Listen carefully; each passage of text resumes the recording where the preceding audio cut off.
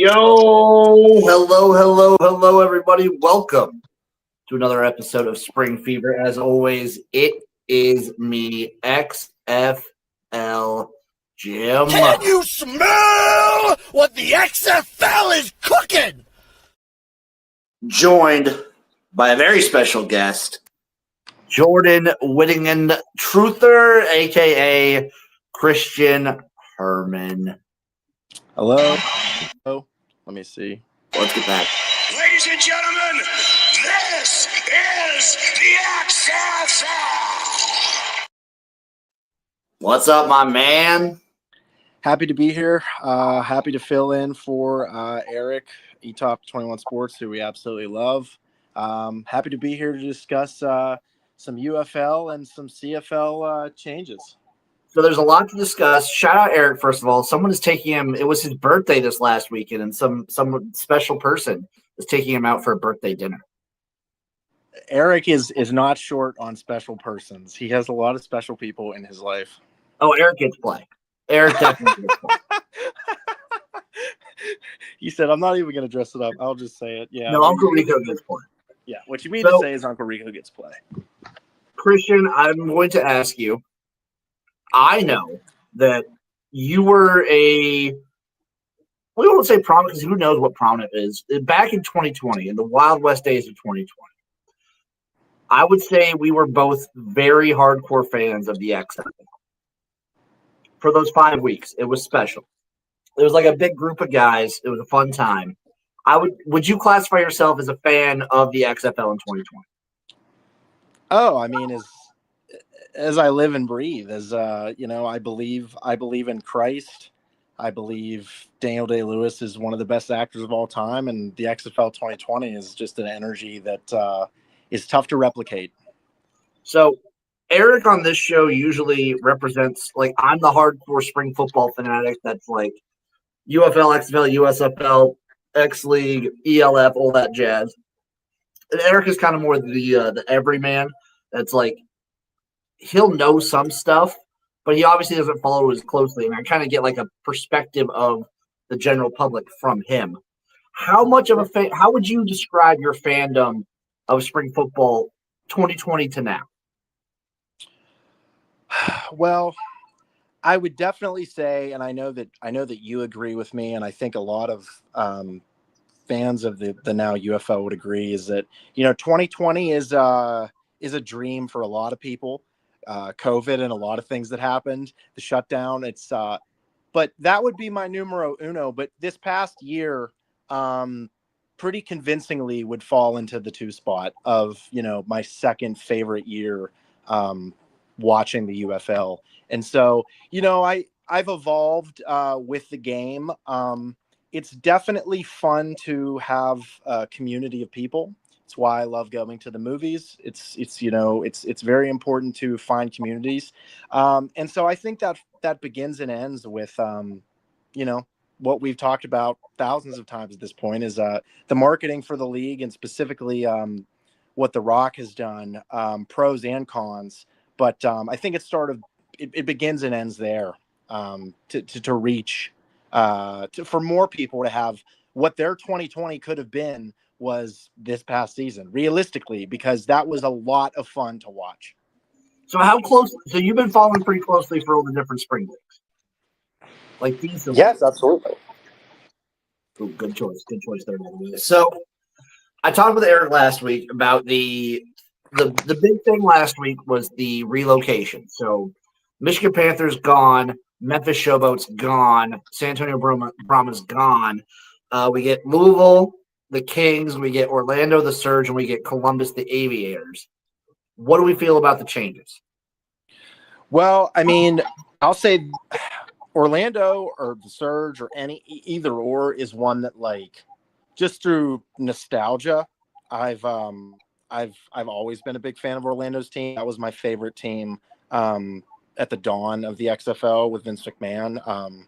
And so I do like that a lot.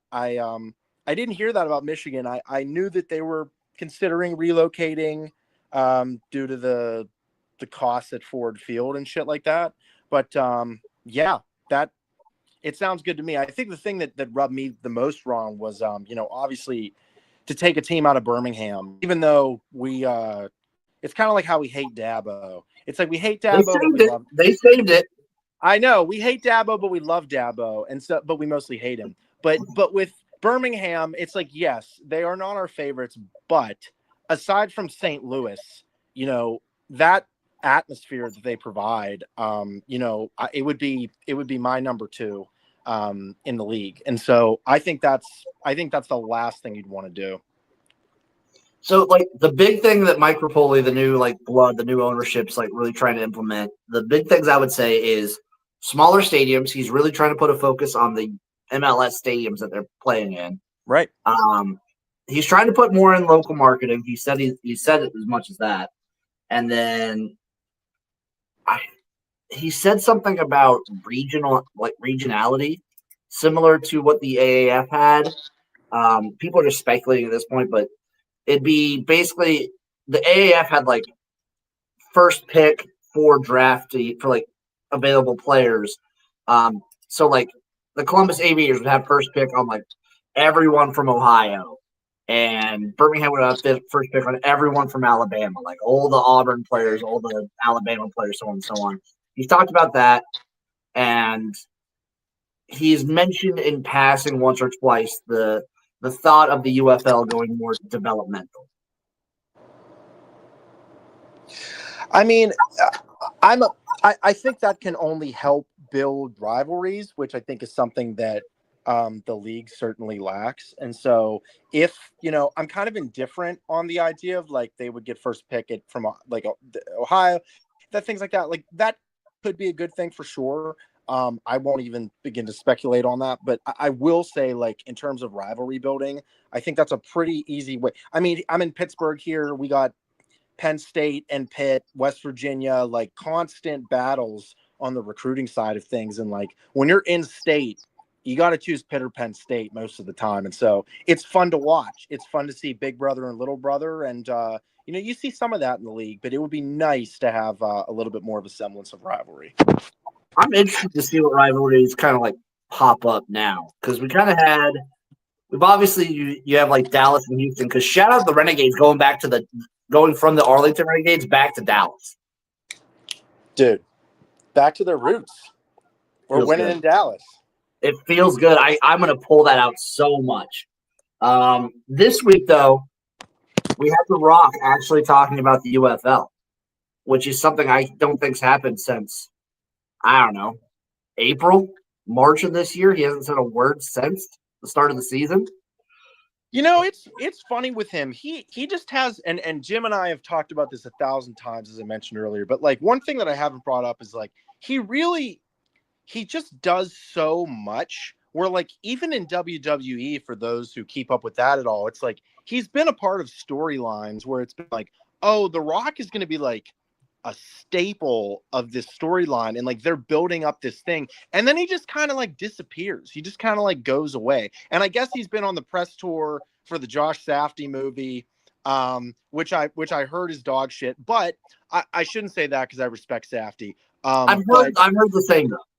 But I have heard that all of the talk of The Rock potentially getting a nominee for Best Actor, I mean, it would be fun. You could have the two young goats. You could have Chalamet and Jeremy Allen White for his portrayal of Bruce Springsteen, and then Chalamet for his ping pong movie. And then you get legacy guys. Daniel Day-Lewis is back, and he's acting. Leo is fantastic right now. He's aging wonderfully. And then you have a guy like The Rock. But that's neither here nor there. I just wish that he would stay more present in the UFL's life and quit treating it like he has to pay $10,000 in child support each month to show up somewhere. That's where I feel like Rapoli comes in and has been doing a ton. He did a whole press tour is when the new markets got announced. He did back to back to back. He was in Orlando, and then the next day in Louisville, and then the next day in Columbus, doing live events, talking to the local press and discussing the league. And he's been pretty adamant about it. We can only hope, because obviously it's time and time again that I've been a little bit excited about things like this, only to be disappointed. And so I'm glad there's a second-handed play. Obviously, he has his favorite lady who helps him out sometimes too. But yeah, I don't want to sit here and just bash The Rock. I'm happy to hear that. So I've got a list right here of things to expect in the coming months because I already discussed the season. This next year will be starting at the same time. So we're starting at the end of March 27th. That's when the UFL season 3 will begin. So what we need before that, this is the information we need to know before the season starts. And honestly, we probably need some of this before the new year. We need to know what the rosters look like, especially for these relocated teams. We don't know for sure, but I'm kind of on the assumption that they're just going to move the Michigan, Memphis, and San Antonio rosters to these new markets, like wholesale as is. I think that'd be the best way to do it rather than redoing like a whole draft of the players. And then Utah did that in hockey. I mean, the Mammoth right now, I mean, they go from Arizona to Utah, and I think they've built a really good fan base there. So it's definitely doable. So I think we don't know which rosters are moving where. We need to know that information. And then we don't know what the coaching situation is. So what's up with the old Memphis staff? What's going on there? What's going on with Michigan? Who's all moving along? San Antonio, we already know the coaching issues they had because I don't think Wade Phillips is coming back. Wade Phillips ain't walking through that door, but I'll tell you what, who has a coach against you is Houston. But I guess these are of a higher priority, being that they are changing locations. But Houston's another one that they definitely need to take a look. Not to mention the rumors now with Trent Dilfer leaving UAB. Skip Holtz, I've been hearing some rumors. Skip Holtz maybe up for grabs for the Blazers. I like Skip Holtz personally. I think most college coaches, for the most part, are like all egomaniacs and crazy people, and so I think they're all like they all kill people in their spare time, or they're just religious zealots. But I definitely like Skip Holtz as an addition. I could really, really get behind him. I really wanted to say, I feel like he's been such a good ambassador for spring football. Like the way, more than any other coach, the way he's embraced the league has been Anthony Beck too. I think Anthony Beck has definitely embraced the UFL and spring football in a very nice, interesting way and fun way. But we need to know the coaches. We need to know the rosters. We need jersey updates because in the relocation announcement, Rapoli also announced that every team is getting a jersey redesign. Okay. So I want to see what the jerseys. I need to see what the new jerseys look like. Need to see them. I want to see what the Renegades look like specifically because I want to see if they get an upgrade. I would love an upgrade for them. I do love Houston's white uniforms. So clean. I think those are really clean, and so I'm really excited to see. I mean, even when Memphis was the Showboats, I like their uniforms an awful lot too, and so I don't think the league is a stranger to building up a really good rapport, because we've seen since Fanatics has taken over a lot of the major sports, like it's some of them are ugly, some of them are really ugly, but there might only be two uniforms I would say that are like, okay, I don't really like those. My thought is, so they were with Under Armour before because obviously the tie-in with The Rock. I'm thinking now what they're doing, since Rapoli owns his own like sports clothing brand, is they're just using his. That's what the big switch is over for. I haven't looked at a lot of his stuff, so I don't know how it's going to look. Maybe I'll do a review of Mike Rapoli's stuff. I think that'd be a fun idea for some videos, is doing reviews of like Mike Rapoli products. I can review like Body Armor water and all the fruit drinks and vitamin water. He can be like our Michael Rubin, like, hey, we need to get invited to the white party or whatever the equivalent is for this guy, and so I'm all for promoting his shit. And then we need to see if any other teams are going to have ambassadors, because the Columbus Aviators did announce some team ambassadors for the local community, namely for the Columbus Aviators. They got Cardale Jones as a team ambassador. Dude, shout out Cardale Jones. I have such an affinity for Ohio State quarterbacks. Like, I pretty much love every single fucking guy that has walked through there. And that's a huge get. I think Cardale, he's a great get. Also undefeated as a starter in the XFL after the Sonic move. That's true. That is correct. That is a factual thing that happened. He went 2-0. I love him. I love the guy. XFL DC Defenders legend. The other thing we need for this season, and this is probably less priority, this one can probably wait until probably like February or January, but we need championship game location announced. And I don't know if there's really a way they can go back to St. Louis again. There's no way. There has to be. It seems like they're afraid to go south. Like I don't have an alternative that I would give. I wouldn't be afraid to do it in the south, but like I'm normally a fan of championship games, like being in the Northeast, and I might be biased because I am from the Northeast, but somewhere that's between you and I, somewhere where someone in Nebraska and somewhere in Pennsylvania. And St. Louis was good. St. Louis, Columbus is kind of a dump. So if we're just going to bring Columbus in, it'd be kind of crazy to have it there. But like they're growing. They're a growing fucking place. So not Columbus, and there's two ways to go about it. You could go at a site that you have here with the league where it's one of the teams. So you have St. Louis, Columbus, Louisville, Orlando, Arlington. It's like Frisco now is where the stadium's going to be. Houston. Those are your options. In Birmingham. Of those, you can't really go St. Louis or Birmingham just because the stadiums are so massive comparatively. Like, if you don't get St. Louis in the championship game, I've been to the last two UFL championship games. There was the first one, there was maybe 15 to 17,000 people, but it looked so small in St. Louis. And then this last year, there was maybe 7,000 people there. If St. Louis isn't in it, nobody shows up. And it's a rough look. I think the other way you could do it is you go neutral site. You find a place just for the championship game where you can go neutral.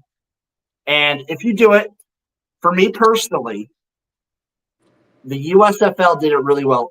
I think Canton, Ohio is a great spot. Agreed. I mean, I have so much nostalgia tied to Canton and going to the Hall of Fame and watching the genesis of the Hall of Fame game, like the Steelers and the Titans. I have a really, really strong affinity for there. And so I do like Canton a lot. And it also makes sense with what you're saying about how much population are we fitting in here? Where Canton is a pretty cute size stadium. I think it maxes out at 20,000. Which they should have, in my opinion, no trouble selling that out. I agree because you want to go to if you're doing it with a team in the league, the only other place that makes sense to me is you would want to make it so that UFL fans can do other stuff there. I would think Orlando. Orlando is a good go to Disney Springs. What were the other ones you said? Not Arlington. So if you're going within the league, here are your options. If you're going within the league. You named one that I'll speak on when I hear. You have St. Louis, which I think is a no-go because you've done two of those already. But you have St. Louis, you have Birmingham, which I also think is a no-go. You have Dallas, Frisco. You have Houston. Oh, it's Louisville. Louisville's got some charm. Louisville will be sick. Louisville has some charm to it. If it doesn't happen with Canton, if I have to pick from those, Louisville would be the one that jumps out to me. If I'm picking within three that are in the league, the three that jump out is Orlando, Louisville, and DC. I like that a lot. I like those three. We talked about it this last year, having DC, because again, DC, you go for the historical, you go for the touristy stuff. You can also go to a UFL game. I think those would be great. I would love Canton again. Canton has that sort of because you could go to the Pro Football Hall of Fame, and you're close enough, in my opinion, you're close enough to kind of swing by Cleveland and hit up the Rock and Roll Hall of Fame and other stuff if you want. Dude, I'm a big fan.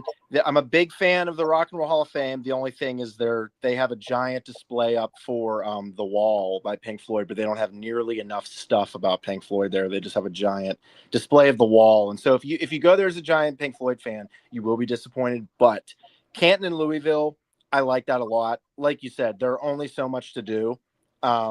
I got tickets to Kent State Bowling Green next week. If you want to join me, I'll pay for your ticket. What the fuck are you going to do at Kent State? What are you going to do at these certain destinations where it's there's nothing to do there? So, fun fact: if you're going to a game next week, I'm traveling to a game next week. I'm going to Wyoming.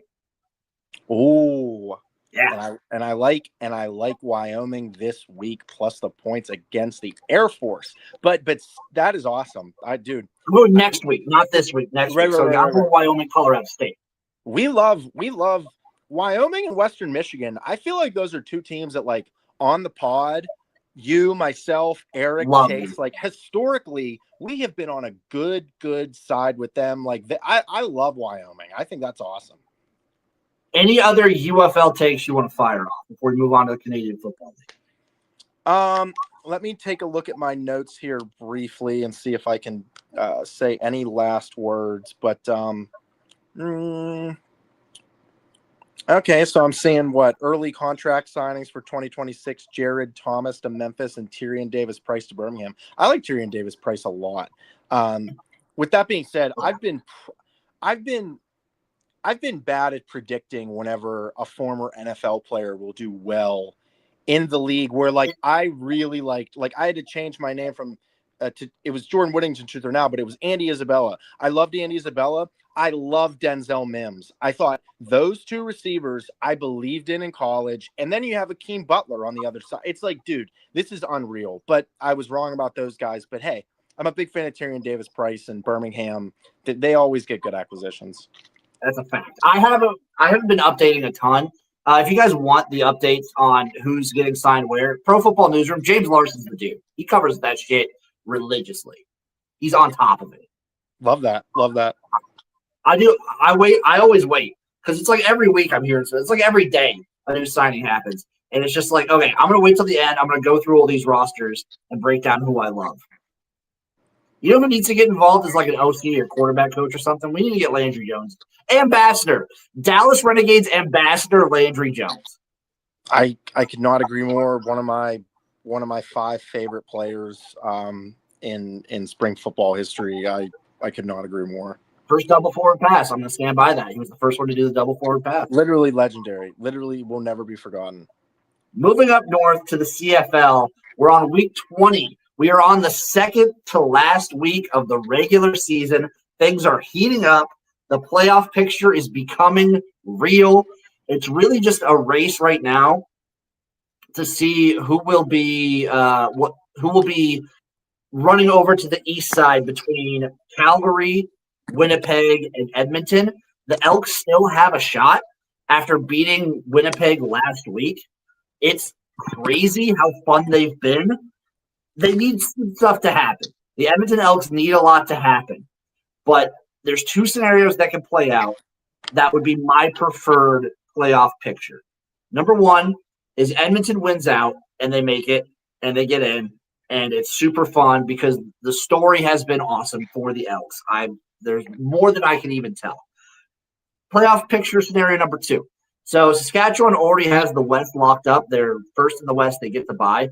If the Blue Bombers make it so that they cross over to the East, you could have a Winnipeg Blue Bombers versus Saskatchewan Rough Riders Grey Cup in Winnipeg, and Winnipeg would be the visitors. That would be that'd be such a good game. I fully agree. I mean, going into the 2025 season, I know, like, but their running back Oliveira, like, he's one of the 3 most sought after players. Like, he's wonderful, and I just love their fucking uniforms under the lights. I love watching them play. I love it, and I personally want the Elks to do it just because I think I may be one of the 7 biggest Cody Fajardo fans on the planet. Once he got the job from Trey Ford in Edmonton, they've been fun to watch.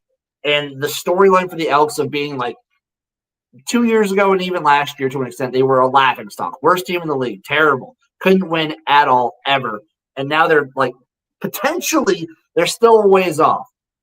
They're still a ways off. They need a lot to happen, but they could make the playoffs. And I think they could make a run. They're 100-1 right now to win the Grey Cup. I don't hate it. Winnipeg is 14-1. Also don't hate it. The other teams so Saskatchewan's locked up. BC's locked up. Those are your Western teams right there. Now it's between Winnipeg, Calgary, and Edmonton, whether or not So two of those teams are getting in. One of them is going to cross over to the east to face off against probably Montreal, because I think Hamilton basically has the east locked up for first place. But I don't know, man. I'm so hyped.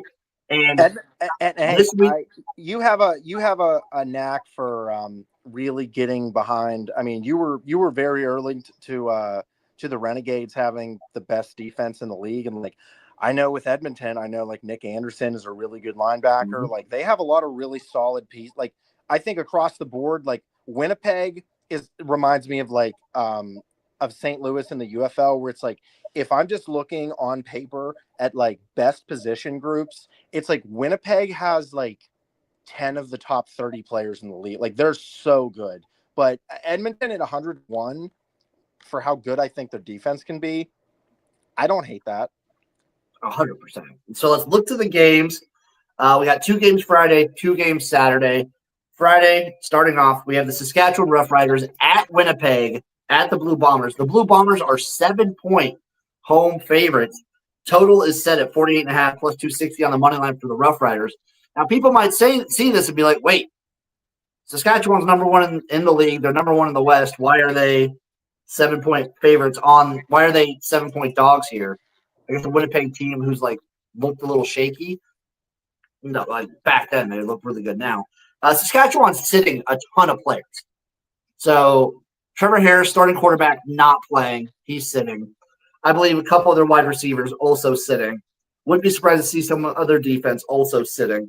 They're sitting a lot of players because they already have first place locked up. I mean, that's a big loss because, I think Harris he's arguably, he's another top 25 player in the league. They have a good O-line. I know Logan Furland has been solid. Like, I don't know how depleted the O-line is at this point or if how many they're going to be sitting from the O-line, but I don't exactly hate Saskatchewan this week. I mean, they could get feisty. Winnipeg, you kind of want to fade a team with their backs against the wall. They're playing for their life, too. They're playing for the playoffs. They have all the pressure. It's you're putting your chips behind Jake Mayer is what scares me. And Jake Mayer, I've liked him. I've liked him in the league for a couple years. He's a feisty guy, but he's so hit or miss that I don't know if I can fully back him. But for the sake of the Edmonton Elks, I will be rooting for the Rough Riders hard in this game. And deep down in their bones, the Rough Riders know that if they win, they can seemingly maybe knock Winnipeg out of the playoffs potentially. They're going to be playing hard. They might not have their best players in, but they're going to be playing hard. And I think that accounts for something. 7 feels about right. I'm going to take Saskatchewan here plus it, though. I'm not going to I might sprinkle a little bit on the money. Who knows? I might go all dogs this week. I don't know. I like Saskatchewan's defense a lot. I like their defensive backs a lot. I think I can get behind this. My initial thought was either the under or take Saskatchewan in the points, and I think I'd rather take Saskatchewan. I don't hate the under either. Also, if you could find some bet, maybe Zach Collaros over like 1.5 interceptions, I wouldn't hate. I like that. Also, Friday night, it's going to be a banger. Edmonton versus BC. This is basically to figure out. This is kind of like these both are soft elimination games for Edmonton and Winnipeg because BC and Saskatchewan both have their spots locked in. The BC Lions are 5.5-point home favorites here. Over under is 56.5 plus 205 on the money line. And I will say this: the BC Lions, that offense when they are cooking, is the best thing in the unit of any team. When they're cooking, the BC Lions offense with Nathan Rourke is the best unit in this league. I'll tell you what, Rourke, and then Justin McInnes, like those are two incredible pieces for the league, like 2 top 10 players. And I love watching them play. And so I fully agree. I'm betting the over in this one, over 56.5.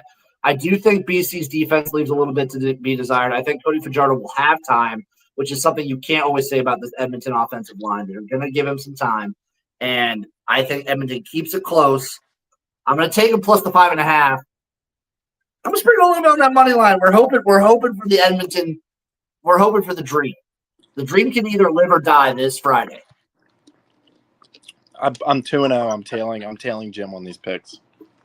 Moving on to Saturday, we have the Montreal Alouettes versus the Ottawa Redblacks. The Alouettes are 8.5-point road favorites, over under 51.5, plus 320 on the money line for the Redblacks. Now, Ottawa is probably the most disappointing team in the league. We had some hope coming in, me and Eric did. They have been just utterly putrid, devastating to watch. They are not obviously not giving up, but they're playing a bunch of backups. They're trying to see what they have. They've kind of they're on to 2026. They're no longer caring about this year. Montreal with Davis Alexander back. So Davis Alexander, he was injured through a good chunk of the season. As a starter, he is 10-0. And honestly, the last 2 weeks I've seen him play, the last 2 times I've seen Davis Alexander play, he has made the Montreal Alouettes, in my opinion, look like the best team in the league. They are a totally different team with him at the helm. And I am not a Red Blacks guy at all. I just do not enjoy watching them play. I don't really like their jerseys. I just don't really enjoy like if I have to have a least favorite team, I'm really they do nothing for me. I'm going to be on Montreal minus 8.5. I think they cruise here. I think they continue because they're still wanting to play because Davis Alexander missed so much time. They're trying to still get him back into super playing shape. I think they continue to play hard. They're going to do this, and I think they cruise here. I think Ottawa also just playing as many backups and trying to see what they have. They're kind of giving up on the season. So give me the minus 8.5 here for Montreal. Love that. Final game, Toronto versus Calgary. The Calgary Stampeders are 9.5-point home favorites here, over under 52.5, plus 360 on money line for the Argos. The Argos eliminated after last week. And then they come out and say that Chad Kelly wasn't ready to go all season. Kind of played with that a little bit. Who knows what the Argos look like? I don't like the Stampeders. They've looked sluggish. They've looked slow. They've looked sloppy these last 3 weeks, in my opinion. Toronto's such an unknown. You don't know what to play here. Toronto's a tough one. I'll always have love for Toronto, and it's hard for me to fade Toronto under any circumstances.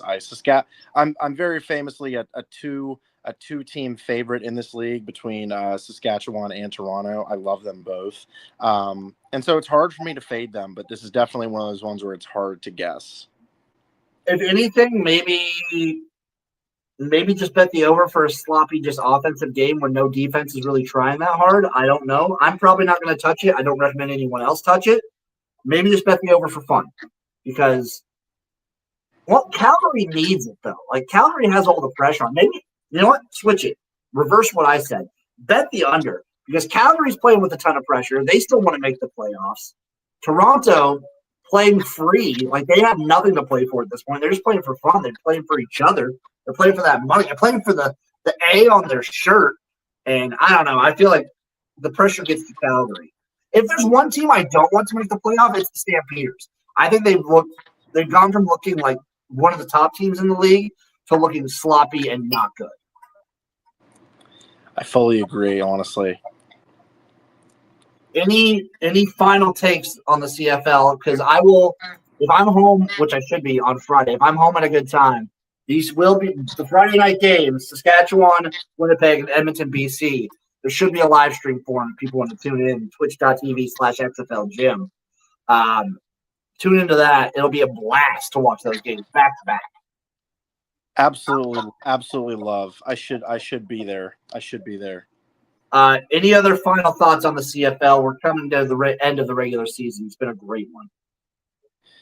It's a tough one. It's one that it makes all the sense in the world for me to be a bigger fan of, and it's definitely something that I need to tap in the same way that because a lot of what the UFL lacks, the CFL has, and so I definitely think one thing I'll take is just maybe this is where I fully tap in and where I really start to watch a lot more. Maybe, but also, I don't know if you heard, but I want to get your opinion on this now. So the CFL is, in the next 2 years, implementing a bunch of changes to their rules and the way the game is played. Did you hear about these? I have not. So right now, the CFL, obviously, larger field, 110 yards instead of 100. Wider as well. They have 12 players. They have the waggle, so they have basically unlimited motion. They have, of course, the big visual factor that you see on TV first is the goalpost at the front of the end zone. They're massive end zone. And then 3 downs, obviously, instead of 4. So what the CFL is changing, they have changes in 2026, changes in 2027. In 2026, they are changing the rules to the time clock. So they're going from whatever time clock it is now to a running 35-second time clock to make the game faster. They are eventually going to move the goalpost to the back of the end zone and shrink the end zones. They are, I'm going to say, effectively eliminating the rouge, but changing the rouge. So right now, if you saw it this last week, if you miss a field goal wide right, they can still, if it lands in the back of the end zone, someone can return it. Or if it just goes out the back of the end zone, the kicking team gets a point. Now they're making it so that only returnable missed field goals and punts and kicks can be rewarded with points. I think missed field goals just don't reward points at all. And they are effectively, in 2 years, moving the end zones back, moving the goalposts back, shortening the end zones, and getting rid of the 55-yard line, making it a 100-yard field. I honestly really like that. I really like the shortened end zone is interesting. That's an interesting one. Well, I personally, because the end zones themselves are so massive, you see, in my opinion, you see such a the reason I like them bigger is on the goal line you see such a variety of play calling now because you basically have 15 to 25 yards to work with, rather in the NFL or college football, you have such a short end zone that it really limits what you can call. Sure. But there's a lot of changes coming. A lot of people aren't happy, but it's going to be coming, maybe, unless they say that they're not. Who knows with the CFL brass. They also, the Grey Cup is in a month, and they haven't announced a halftime show. I have no faith. I always anytime they do halftime shows for any of these spring leagues, I'm always just like I go in. Not last year, but you know who they got 2 years ago was Green Day. Yeah, Green Day's a good one, and Green Day's they're no stranger to making a statement. So I don't know who they're going to get. I think the one that I saw when I went 3 years ago was fun. I just hope they get something fun. Grey Cup halftime show, way better than the UFL halftime show. Awful. Hey, shout out Marquette King. Dude, made no sense. Then it doesn't make any sense now, but fuck. Christian, shout out anything you want to shout out. Any takes you want to get off before we get out of here? Well, first off, we're screening a film that I directed and the lead actor in. It's called Unbearable Curse. We are screening that at the Rangoon Theater this Saturday at 8:30, and so it's a part of a 48-hour challenge where we were given a genre of horror and essentially like an item that you needed to have in. Everybody got the same item. People got different stuff. And so I'm really proud of this. I think this is the best acting I've ever done. Was able to push out tears, real snot. So happy about that. In terms of Jordan Whittington, I just want to comment briefly is that if Puka misses this Monday Night Football game, somebody is going to have to inherit Puka's route tree. And the Rams have always been pretty specific about the roles that their receivers play, similar to like a Kansas City, where when Cooper Kupp was there, if Kupp is out, Tutu Atwell is not taking on the Cooper Kupp route tree. He's not taking on the Puka Nacua route tree. It's like Demarcus Robinson, like a lot of these receivers are good, but they have to be assigned to certain things. Jordan Whittington is a receiver that could realistically take on not all of Puka's targets, but when you look at Jordan Whittington, his comp is Kendrick Bourne. Now, what is Kendrick Bourne doing in San Francisco right now? He is performing like a wide receiver one with the injuries to Kittle, the injuries to Ayuk, the injuries to Brock Purdy. It's like the injuries to Ricky Pearsall, the injuries to Jawan Jennings. And so, like, these are guys that Whittington might have only scored like 5 or 6 touchdowns at Texas, but I love Jordan Whittington this week. It's Sunday 9:30, so I'm guessing that means it's overseas. And there's always going to be some fuckery with these overseas games. And so I love Jordan Whittington this week. That would be my favorite NFL prop. Hell yeah! Thank you for coming on. Shout out everything. Shout out Christian. Love you guys. We'll see you next time for another fiery episode of Spring Fever. Next week, we're previewing the last week of the regular season for the CFL. It's been a long journey, but we finally made it. So thank you all. We'll see you then. Toodaloo. Bye-bye. Kisses. Mwah.